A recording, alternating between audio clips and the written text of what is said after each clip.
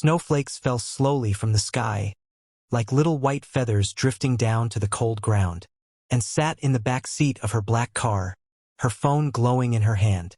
She had just finished a big meeting in the city, and now she was being driven home in silence. Her driver turned onto the park road to avoid traffic, and that's when and saw them. At first, it looked like a bundle of old clothes on a bench near the playground. But as the car slowed down, she saw a tiny hand move.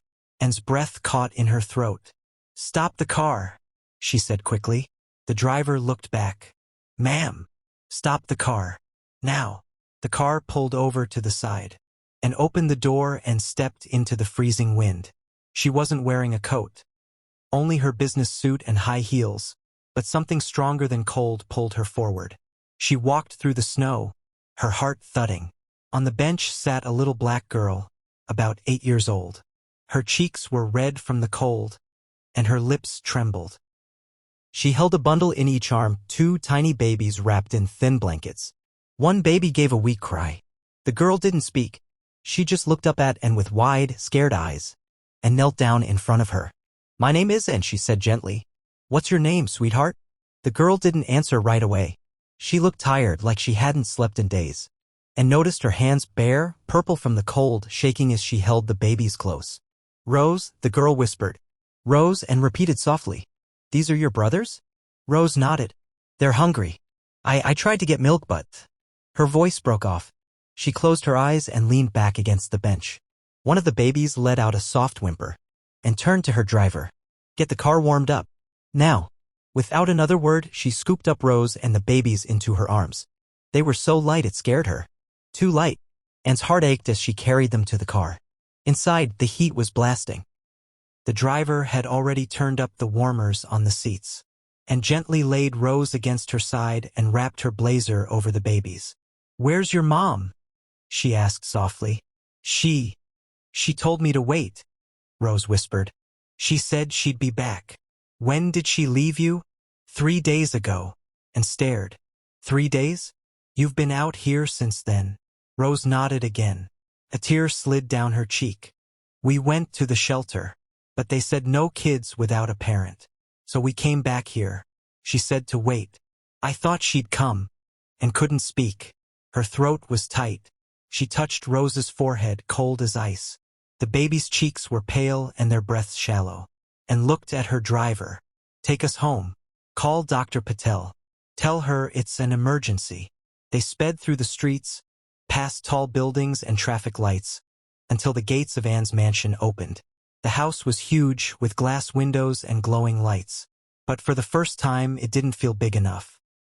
Not big enough to hold the weight of this moment. Inside, maids rushed forward, surprised to see their boss carrying children. "Hot water. Warm blankets. Formula if we have any. Go." And ordered. She sat on the couch, still holding Rose, who had fallen asleep from exhaustion. The babies were taken gently to be cleaned and warmed. Dr. Patel arrived within minutes, bringing her medical bag and soft voice. "They're very weak, but they'll be okay," she said. "Just in time. Another hour out there and—" She didn't finish. She didn't have to. And sat silently for a long time after the doctor left. Rose was tucked into bed in the guest room, and the babies slept beside her in little baskets, and stood by the door, watching them. She thought about walking away. This wasn't her job. She was a billionaire, owner of 5 companies. She knew business, money, deals, not diapers and lullabies. But then Rose stirred and whispered in her sleep, "Please don't leave me." Anne's heart cracked open. The next morning, Rose woke up in a warm bed. She blinked in confusion, looking around the big room with its golden curtains and soft carpet. She sat up quickly, remembering the park. "The babies," she cried. "They're safe," said Anne from the doorway. "You're safe too." Rose stared at her. "Why did you help us?" And sat down beside her. "Because someone needed to." Rose looked down. "I thought my mom would come back," and gently touched her hand. "Do you want to tell me about her?" Rose was quiet for a moment. Then she nodded. "She wasn't always like this. She used to sing to us and make pancakes and kiss our cheeks every morning. But after the babies came, she got sad. Really sad. Sometimes she wouldn't get out of bed for days. And listen carefully. She cried a lot. Said she couldn't do it anymore. One day she just said, 'Wait here,' and she walked away. I tried to find her. I asked people. No one helped." Rose's eyes filled with tears, but she didn't cry. She was too tired to cry, and felt anger rise in her chest. Not at the mother, but at a world where a little girl had to be stronger than most adults. "I'll find your mom," Anne said. "But first, we take care of you," and made calls all day.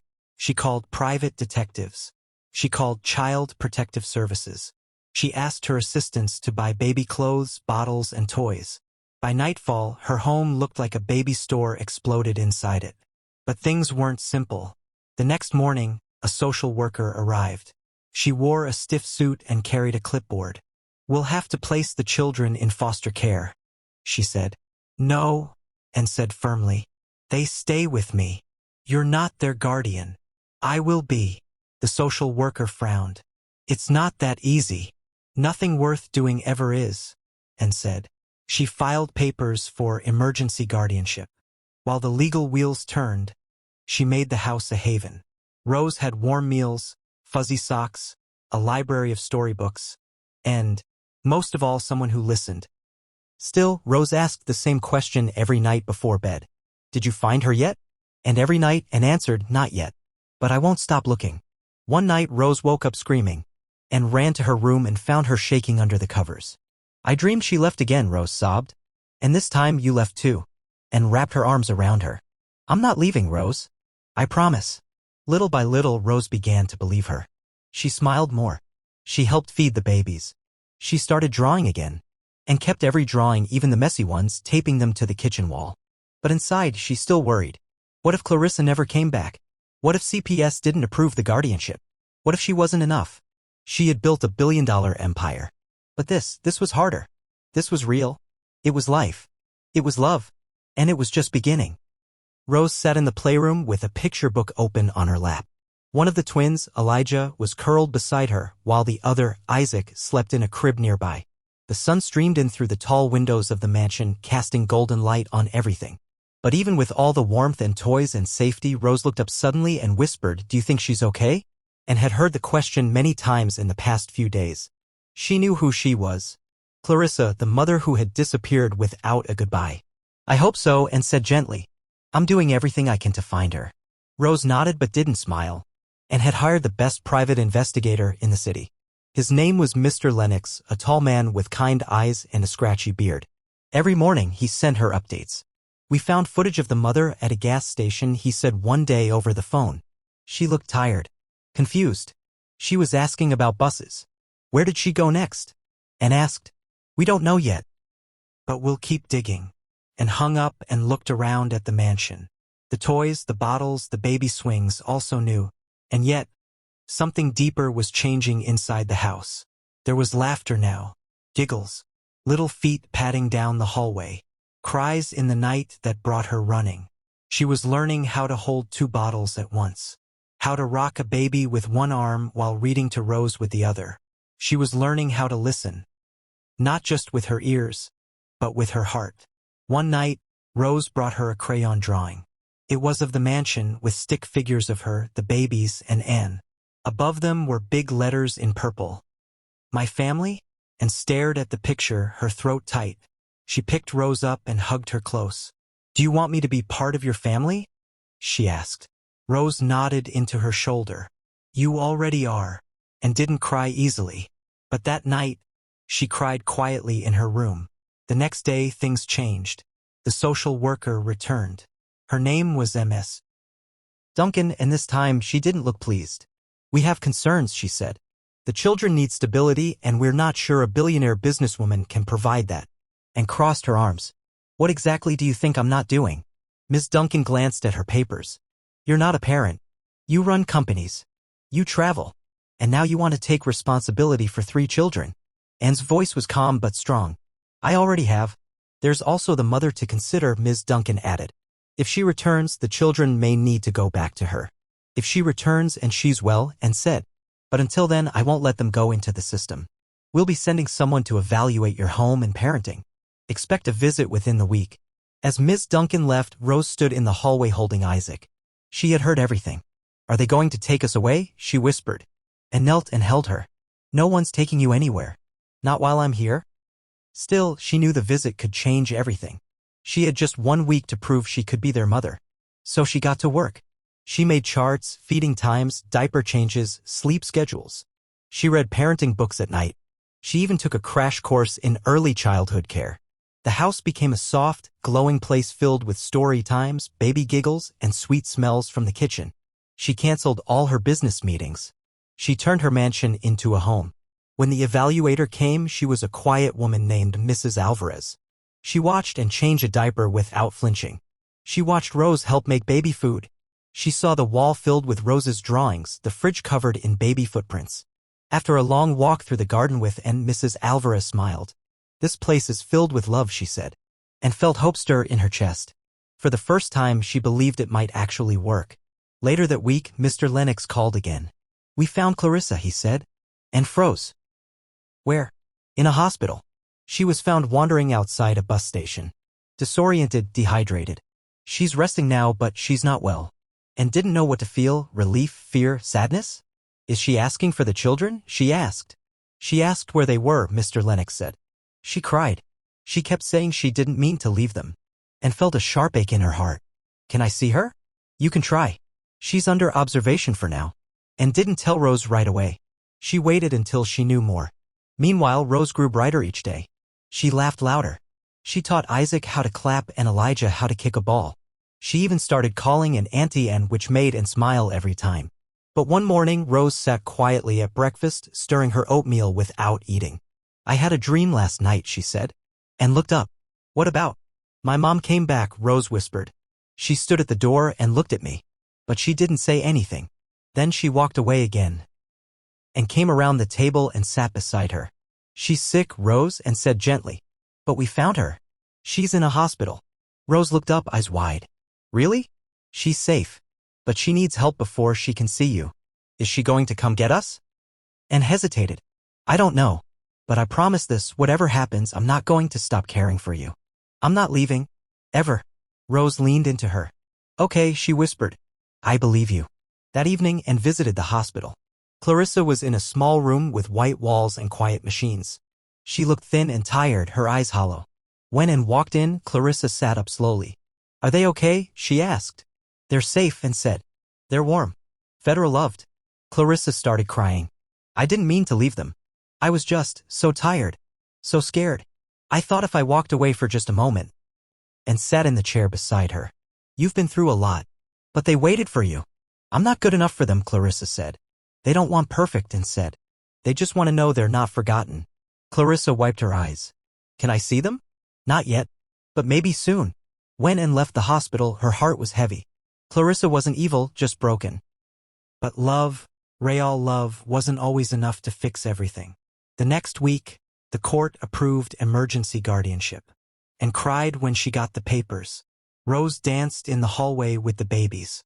"You're ours now," Rose said, hugging her, and smiled. "And you're mine." But she knew the story wasn't over. There was still one last promise to keep. She had saved 3 lives. Now she had to help one more. Clarissa. The days felt different now.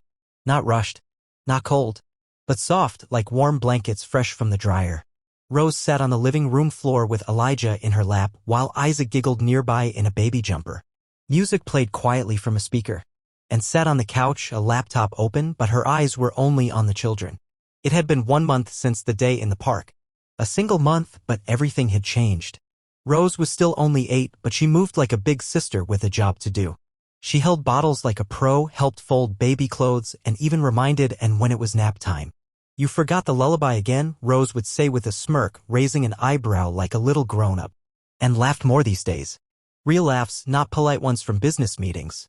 Sometimes she looked at the 3 children and wondered how her world had ever felt full before they came. But there were still things to fix. Clarissa was still in the hospital, slowly getting better. The doctors said she had something called postpartum depression, and it had been made worse by stress, fear, and not enough help, and visited her every week. At first, Clarissa barely spoke. Then she started writing letters. The first letter was just 1 line. "Tell Rose I love her," and read it to Rose by the fireplace.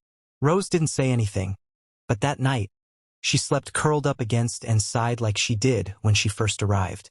The second letter was longer. It said how Clarissa used to braid Rose's hair, how she sang to her while she was still inside her belly.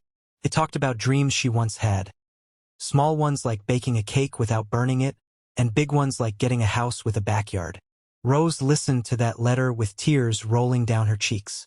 "Can I write back?" she asked. "Of course," Anne said. Her first letter said, "We are okay. The babies can crawl now. I miss you." Each week they wrote more. Letters turned into drawings. Pictures of houses, hearts, stick families holding hands. One day, Rose asked, "Do you think maybe she didn't leave because she didn't love us?" And pulled her into a hug. "I know that's true. Sometimes people get so lost inside their own pain, they forget how to ask for help." Rose nodded slowly. I want to see her again." It took time and planning, but one warm afternoon they brought Rose to the hospital garden. Clarissa sat on a bench, hands twisting in her lap. When Rose walked up, Clarissa stood unsure. For a moment, neither moved. Then Rose ran into her arms. "I thought you forgot me," Rose said. "Never," Clarissa whispered.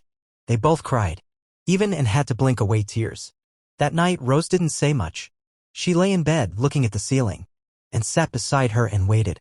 "She still looked sad," Rose said finally. "But she looked like my mom again. She's working hard to be well," and said, "She wants to be better. For you. For the babies. Will she take us back?" And paused. "Maybe someday. But only if it's the best thing for all of you. Until then, I'll keep you safe. I promise." The next morning, Rose woke up early and said, "I want to do something." "What kind of something?"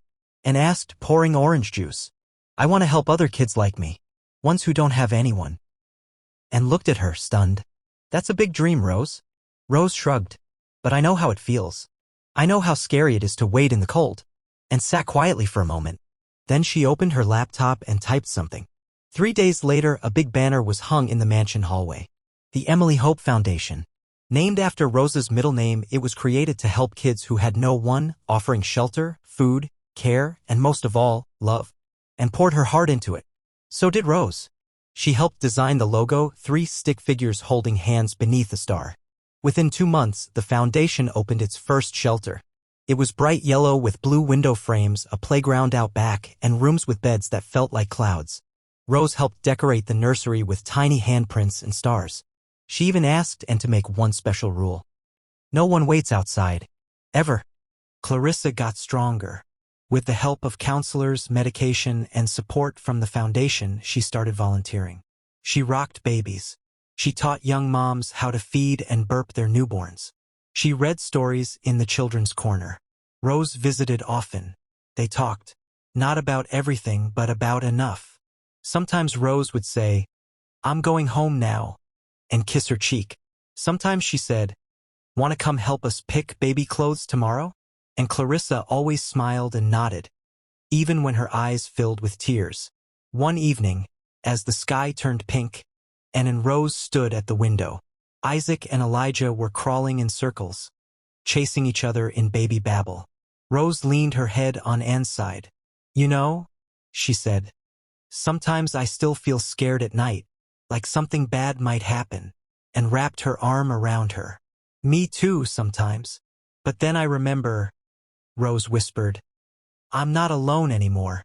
"No," Anne said softly, "you're not." They stayed like that for a while, watching the babies, watching the stars come out.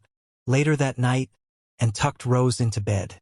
"Do you think you'll ever want your own babies?" Rose asked sleepily, and laughed gently. "I think I already have 3. Rose grinned with her eyes half closed. "Lucky us," and stood by the doorway watching her fall asleep. She thought about all the turns life had taken, all the unexpected moments, the cold night in the park, the choice to stop the car. One moment can change everything, and sometimes the family you end up with is the one you choose, or the one that chooses you. And in the quiet house, filled with soft breathing and baby dreams, and finally felt something she hadn't known she was missing. Home. Moral of the story. Sometimes the smallest acts of kindness can change someone's whole life. This story reminds us that love is not just about where we come from, but who shows up for us when we need it most. It teaches us to care for others, even when it's hard, and that families can be made not just by birth, but by choice, compassion, and courage. Thank you for reading. Billionaire finds a black girl and twin babies fainted in a park, takes them to her mansion. This story was written with love to inspire young hearts to believe in hope, healing, and the power of helping others. May it remind you that no one is ever too small to make a big difference, and that sometimes miracles begin with simply caring.